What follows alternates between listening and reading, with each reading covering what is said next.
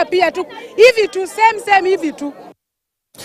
The Kenya National Union of Teachers, led by Kiambu County Secretary General Samuel Muiruri, has raised concerns over teachers' medical cover under KNUT.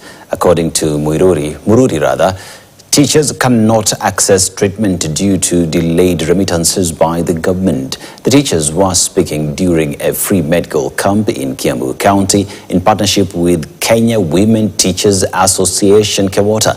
KNUT coordinator Kiambu County, Natsim Muhindi, said and decried the challenges teachers are facing when it comes to accessing medical services.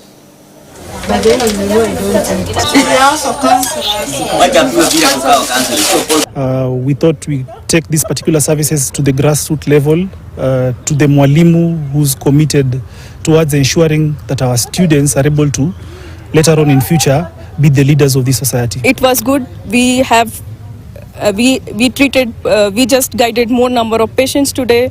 It was a huge camp and it is running successfully now. What I'm saying is I'm urging Life Care to extend the same to Kiambu sub-county and also to Githunguri sub-county and Lari sub-county. We shall do proper mobilization so that teachers we can be able to test the teachers, do all the tests. I came here purposely to be tested as a teacher.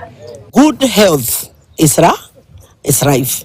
And we know that with the management of the Kikuyu Life Care Hospital, that all our teachers' problems will be sorted out. First of all, I was checked my weight, I was checked my height, if they are well, the MBBI, and I was also checked my sugar levels, which is something I've not done for some years ago. I also went and met with the doctors where they checked any problem affecting my teeth, and they also talked to me about how to take care of my body. Let's